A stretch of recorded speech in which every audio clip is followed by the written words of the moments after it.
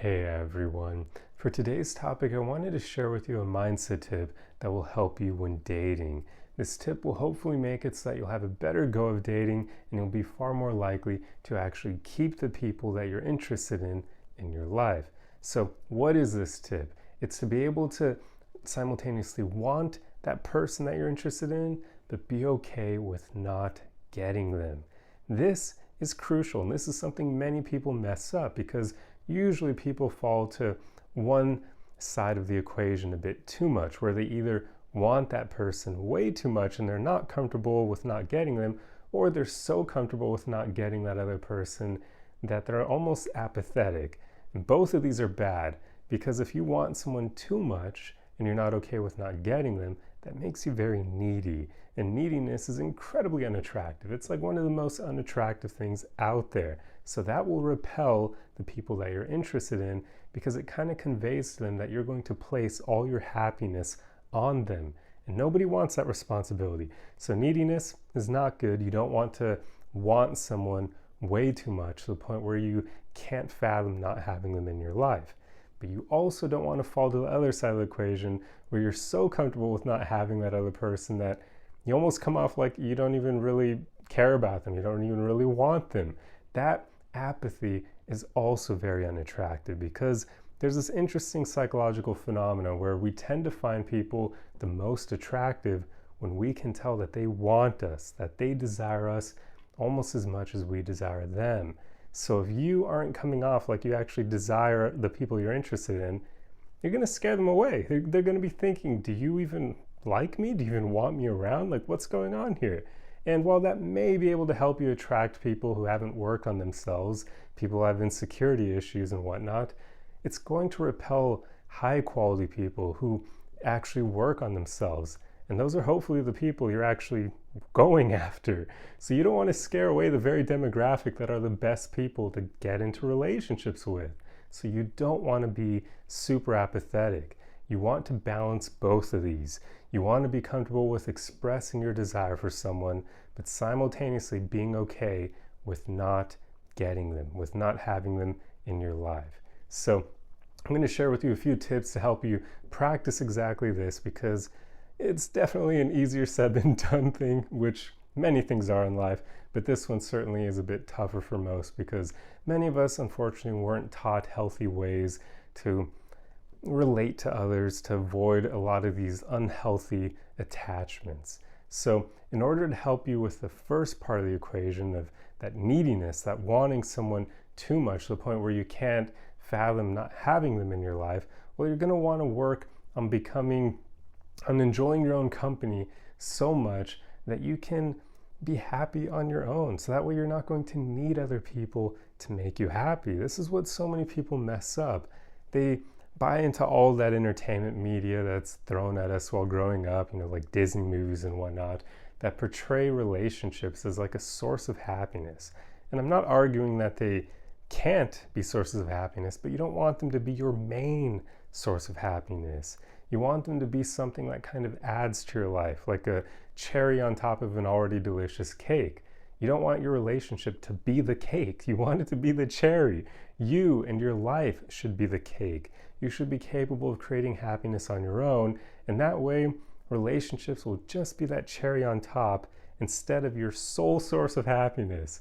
And that will make it so that when you're dating other people, you'll be able to want them, but you can be comfortable with not getting them because you're still going to be happy on your own. So if things don't work out with them, sure, that will suck a bit because you want them, right? Like you are attracted to them. Maybe you even get along well with them, but you'll be okay with moving forward without them because your regular life is fine as it is. It's already something that you know how to manage that can lead to you being content, if not even happy.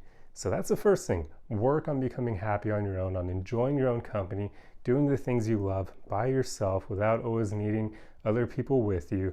And that will make it so that you can derive your happiness from within. So that way you're not going to place all of it on other people. So then when you're dating, if someone ends up rejecting you or ghosting you or they just lose attraction for whatever reason, you'll be like, okay, well, I had a fun time with you and I enjoyed it, but bye. And you'll continue on with your life. That's what you want. So that's how you handle that first part of the equation, where you want someone so much that you can't fathom not having them in your life.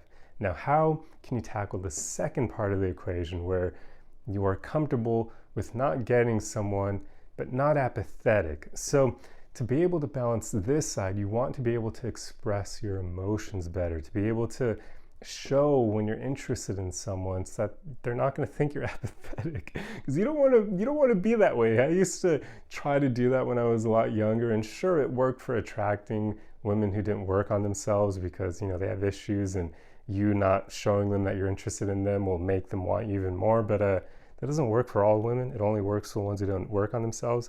And that's a very demographic you should not want to date, for all the guys out there. So don't use this as a dating strategy. Even if it works, it doesn't work on the women that you actually should be trying to date. But yeah, so instead, work on expressing yourself more freely. And the way to do that, I've found, is to just become more comfortable in your own skin, to the point where you don't care so much what other people think of you. You don't care about their judgments of you. That makes it so you can be honest and authentic, and whatever people think of you for it, you're not going to care, because you're just thinking, I'm speaking my truth, I'm being who I am, I'm being real. And whatever they think of me for that, I don't care. It doesn't matter to me, because I'm just being me, I'm doing my own thing. That is the powerful thing that will make it so that you can avoid that apathetic part of the equation, because then you'll be comfortable expressing how you feel to the people you're interested in. You'll be comfortable telling them, hey, look, I really like you. Like, we're having a great time together. This is cool. I like how this is working out. And if they hear that and then start thinking, oh, this isn't good, like, he's interested in me and that's going to make me lose attraction for him, or whatever other stupid things that they may think of, or whether their opinion of you lowers because you're being emotional and you're a dude, for all the guys out there. Because yeah, we often do hear, like, you're not supposed to show your emotions in front of women because it makes them view you as weak. Again, that's only the women who don't work on themselves. Women who work on themselves want you to show emotion and be real. But of course, they don't want you to be like too into it, but they basically just want to know you're human and you're not some robot who fakes it all the time, because usually women can tell. So the more that you're comfortable in your own skin, you should have no trouble expressing yourself in front of the people you're interested in. And however they interpret your emotions, you shouldn't care. You're just being real with them.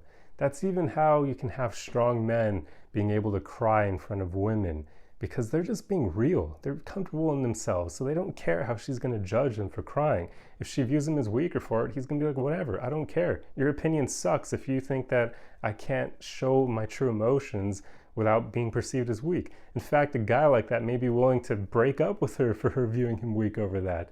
This is what I'm talking about, where they're so comfortable being themselves, and they're comfortable with not having the person they desire, that they'd be willing to cut someone off if that person can't handle their realness, their rawness.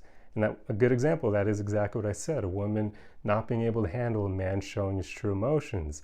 Well, that doesn't mean there's anything wrong with the man. That means there's something wrong with the woman, so she needs to go. And if he's comfortable with not having her in his life, he will kick her to the curb.